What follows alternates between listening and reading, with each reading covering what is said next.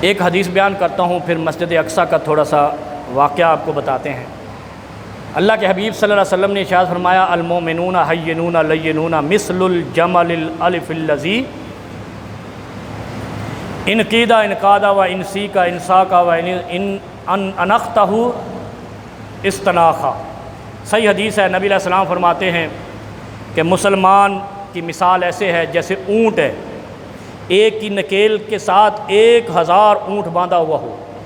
الف الذی انقیدہ انقادہ، اگر آپ اس کو کھینچو سارے اونٹ ایک طرف آتے ہیں۔ و انسیکا انساکا، اگر آپ ان کو ہانکو تو سارے قطار میں جاتے ہیں۔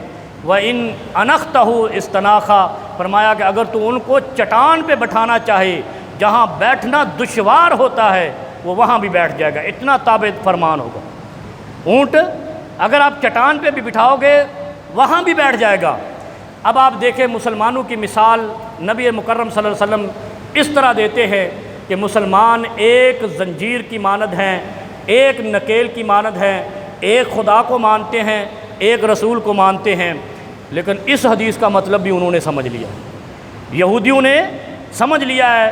اس حدیث سے مطلب نکال کے انہوں نے ناٹو بنائی ہے، دفاعی فورس بنائی ہے، جس ناٹو فورس کے اندر تمام غیر مسلم ممالک ہیں، اور ان کا مقصد صرف مسلمانوں کے اتحاد کو پارا پارا کرنا، ان کو مارنا ہے۔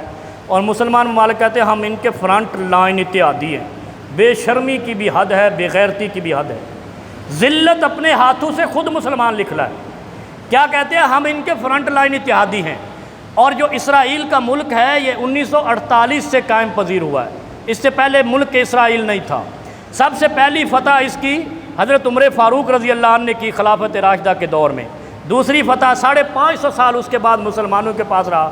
پھر صلاح الدین ایوبی نے دوبارہ اس کو فتح کیا جب مسیحوں کی، اچھا یہودیوں کے پاس یہ کبھی نہیں رہا، کیونکہ یہودی آج یہ غور سے سن لیں، یہودی حضرت موسیٰ اور ہارون علیہم السلام کی وفات کے بعد اسے فلسطین سے نکل گئے تھے۔ جب حضرت یوشع بن نون نے عمالقہ کو ختم کر دیا اور شام حاصل کر لیا تو یہودی یہاں سے نکل گئے۔ یوشع بن نون کے دور میں حضرت موسیٰ اور ہارون کی وفات کے بعد یہودی یہاں سے نکل گئے، پھر یہاں پر مسیحی آئے، پھر حضرت عمر فاروق نے اس خطے کو فتح کیا، 550 سال مسلمانوں کے پاس رہا، پھر مسیحی آئے، پھر حضرت صلاح الدین ایوبی رحمہ اللہ نے اس بیت المقدس کو فتح کیا، پھر 750 سال سے زائد عرصے تک یہ مسلمانوں کے پاس رہا۔ پھر 1948 میں جب جرمنی سے نکالا یہودیوں کو تو وہ یہاں پر پناہ گزین ہوئے، اور مغرب کی ایک ملی بھگت سے یہاں پر چھوٹے سے خطے میں ان کو آباد کیا گیا۔ آہستہ آہستہ 1967 تک 78% اسرائیل فلسطین کے اوپر قابض ہو گیا۔ پھر سب سے المناک واقعہ یہ ہوا کہ 1969 میں بیت المقدس کے اندر مسجد اقصیٰ کے اندر آگ لگائی گئی جو 3 گھنٹے جاری رہی، اور اس آگ میں وہ ممبر بھی جلا جس ممبر کو صلاح الدین ایوبی نے بیت المقدس اور مسجد الاقصیٰ کے اندر رکھا تھا۔ اس کے بعد اسرائیل مسلسل 1969 کے بعد بڑھتا رہا حتیٰ کہ مسلمانوں کے پاس صرف غزہ رہ گیا ہے اور باقی سارے کا سارا۔ اور مسلمانوں کی حالت یہ ہے کہ جب یہ ایک طرف جاتے ہیں تو اونٹوں کی قطار کی مانند جاتے ہیں، اور ہمارے مسلمان یہ ہے کہ یہ نیٹو کے فرنٹ لائن اتحادی ہیں۔ اور مسلمانوں کو علماء سے کیا کہتے ہیں؟ دعا پڑھو، کیا اللہم انا نجعلک فی نحورہم ونعوذ بک من شرورہم، ایسے کہتے ہیں نا، دشمن کے خوف سے یہ دعا پڑھو۔ پھر کیا کہتے ہیں؟ وظیفہ بتاؤ۔ پھر کیا کہتے ہیں؟ قنوت نازلہ پڑھو۔ یہ آج تینوں چیزوں کی وضاحت کر دوں۔ قنوت نازلہ محراب کے اندر پڑھی نہیں جا سکتی، میں مسئلہ بتا رہا ہوں۔ مفتیان کرام اگر چیخیں گے تو ہمارے پاس تشریف لے آنا، اگر کسی کو تکلیف ہو تو میرے پاس لے آنا۔ جنگ جیتنے کا ایک وظیفہ ہے جو قرآن کریم میں آیا ہے، جنگ جیتنے کا وظیفہ ہے۔ اب یہ نہیں ہے لا حول ولا قوت الا باللہ پڑھو تو جنگ جیت جاؤ گے، لا الہ الا انت سبحانک پڑھو گے انی کنت من الظالمین تو جنگ جیت جاؤ گے، فلاں پڑھو گے۔ جنگ جیتنے کا وظیفہ ہے وما رمیت اذ رمیت ولکن اللہ رما۔ جنگ جیتنے کا وظیفہ یہ ہے کہ تو مسلح ہو کے باہر نکلے اور تو کنکر چلا، گولی چلا، لگانی اللہ کا کام ہے جو پیغمبر علیہ السلام سے کہا۔ اور دوسری بات، قنوت نازلہ ہر محراب میں آپ نے بھی سنا ہوگا ملک میں ایک گروپ بہت ساری قنوت نازلہ پڑھتا تھا، ہر مسجد میں پڑھتا تھا، کشمیر بیچ کے آ گیا ہے، اپنے ادارے اس کو دے کے آ گیا ہے۔ قنوت نازلہ کہاں گئی؟ قنوت نازلہ اثر پذیر نہیں ہوتی جب تک وَأَعِدُّوا لَهُم مَّا اسْتَطَعْتُم مِّن قُوَّۃٍ نہیں ہوتی۔ جنگ جیتنے کے دو وظیفے ہیں، ایک تو یہ ہے کہ اسلحہ اٹھاؤ اور دشمن اسلام سے برسر پیکار ہو جاؤ، دوسرا یہ ہے کہ تیاری کرو کہ دشمن تمہاری طرف آ رہا ہے، جیسے یہودی تیاری کر رہا ہے، غرقت کے درخت لگا رہا ہے کہ ہمیں یہی غرقت کا درخت بچائے گا، ورنہ مسلمان ہمارے آخری آدمی کو بھی ختم کر دیں گے، زمین سے یہودی ختم کر دیں گے۔ اگر غرقت کا درخت ہوگا تو ہماری نجات ہوگی۔ اس لیے یہ وظیفے اور یہ تلاوتیں اور یہ جو قنوت نازلہ ہے، یہ ساری اگر قنوت نازلہ سے فتوحات ملتی، اگر وظیفے کرنے سے جنگیں جیتی جاتی تو نبی علیہ الصلوۃ والسلام بدر میں پہنچتے، مسجد نبی میں بیٹھ کر دعا کرتے، اللہ ہمیں فتح دے دے، لا الہ الا انت سبحانک انی کنت من الظالمین۔ اس کو ذرا سنجیدگی سے لینا۔ یہ لوگوں نے دین کو مذاق بنایا ہے۔ کیوں بنایا ہے؟ ہمیں کانٹا نہ چبھے اور ہم غالب آ جائیں، ہم مغلوب رہیں گے جب تک ہم میدان میں نہیں جائیں گے۔ میدان بدر میں نبی مکرم صلی اللہ علیہ وسلم خود اترے اور وہاں جا کر اللہ پہ حجت قائم کی تھی، اے اللہ 313 ہے، تو آج بچا لے گا، تیرا کلمہ زمین پر غالب آ جائے گا۔ یہ ہے قنوت نازلہ، وہاں پہ پڑھی، بدر کے اندر، احد کے اندر پڑھی۔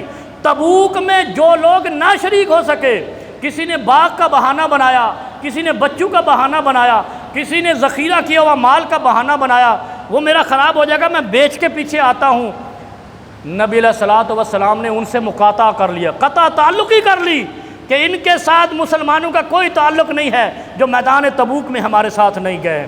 تو قنوت نازلہ وہاں ہوئی، محراب میں نہیں ہوئی۔ مسلمان قوم عیاش اور فحاش بن گئی ہے، آوارہ قوم ہے۔ ہم نے ہر حل مسجد کے محراب میں نکال لیا ہے۔ مسلمانوں کو مسلح ہونا پڑے گا، تیار ہونا پڑے گا۔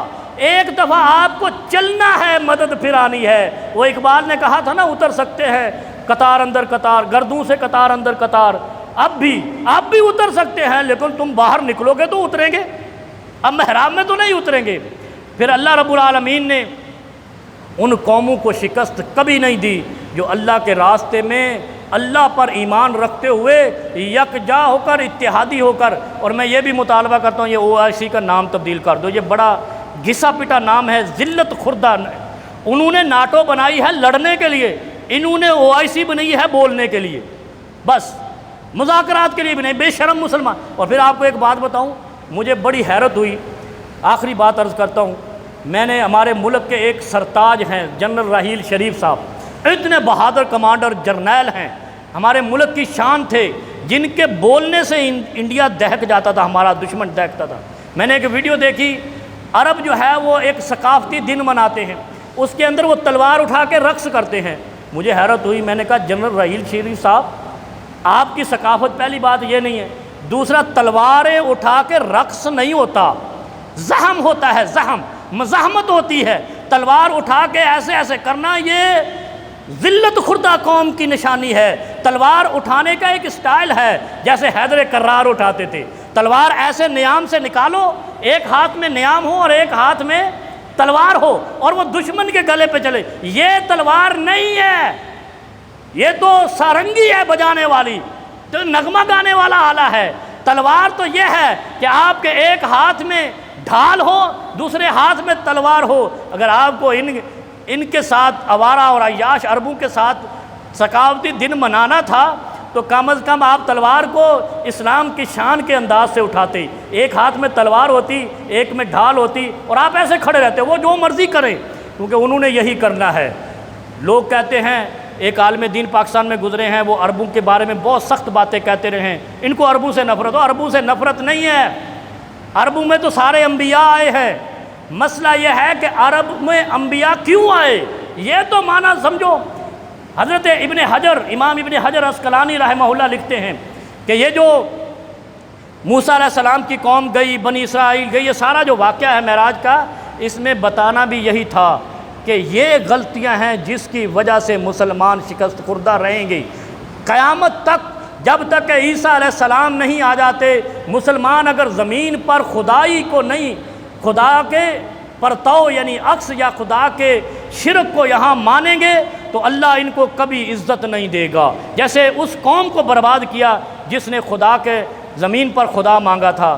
اللہ رب العالمین سے دعا کریں مسلمانوں کے اندر دوبارہ سے نشأت ثانیہ آئے اور مسجد اقصیٰ کو دوبارہ حاصل کرنے کا جذبہ ہمارے اندر بیدار ہو، ہمارا بھی اتحاد ناٹو کی طرح مسلمانوں کا بنے، اور یہ OIC مذاکراتی کمپنی کو ختم ہونا چاہیے، اس کو لمیٹڈ لکھنا چاہیے تاکہ ایک وقت کے ساتھ یہ ختم ہو جائے اور اس کا کوئی نام نیا مسلم کے نام سے کوئی نام آنا چاہیے۔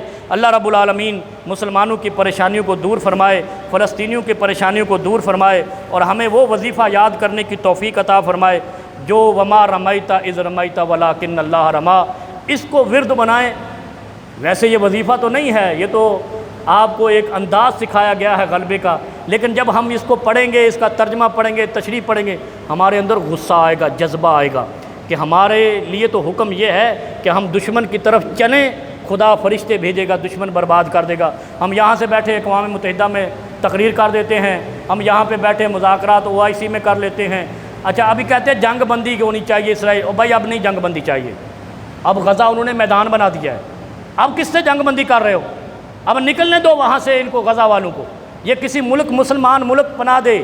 اور میں آپ کو پاکستان کے لیے ایک دعا کرتا ہوں، اللہ پاکستان کو سلامت رکھ۔ روس افغانستان میں آیا، پاکستانیوں کے دل کشادہ ہو گئے، آدھے سے زیادہ افغانستان پاکستان میں آیا، ہم نے کشادہ دلی کے ساتھ تسلیم کیا، افغانیوں کو پناہ دی۔ ایسے مسلمان ملک چاہیے۔ غزہ پر بمباری ہو رہی ہے، بارود برس رہا ہے، آگ برس رہی ہے، میدان اور قبرستان بن گیا ہے، ایسا بے حیا ملک ہے مصر، اپنے بارڈر بند کر کے بیٹھا ہوا ہے اور اس کو OIC میں لیا ہوا ہے ان عربوں نے۔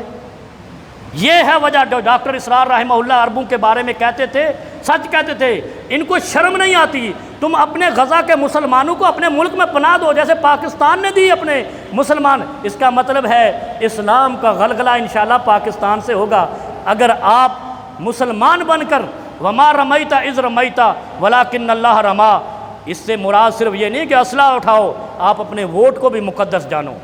آپ اگر ووٹ سے کسی مسلمان صالح حکمران کو لاتے ہیں تو انشاءاللہ اسرائیل فلسطین پر ظلم نہیں کرے گا۔ کیوں؟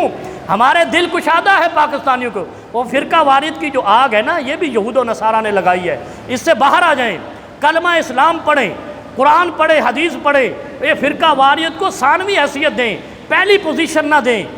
جب پہلی پوزیشن میں محمد صلی اللہ علیہ وسلم کا کلمہ ہوگا تو انشاءاللہ اسلام یہیں سے غالب ہوگا، اسلام کا غلغلہ یہیں سے ہوگا، عجم سے ہوگا، اس لیے کہ عربوں کے اندر دوبارہ وہ عیاشی آ گئی ہے جو اسلام سے پہلے تھی۔ اللہ رب العالمین پاکستان کو بھی سلامت رکھے، پاکستان کے مسلمانوں کو بھی سلامت رکھے، پاکستان کے مسلمانوں کو فرقہ واریت کی آگ سے اپنی پناہ میں لے لے، فرقہ واریت سے مسلمانوں کو، پاکستانی مسلمانوں کو نجات عطا فرمائے۔ یہ ایک کینسر کا مریض ہے جو فرقہ واریت ہے، مسلمانوں کو بزدل کر دیا ہے، بزدل اس فرقہ واریت نے، اور یہ سازش تھی فرقہ واریت کہ مسلمانوں کا اسلام توڑو پھر اس پہ غالب آ جاؤ۔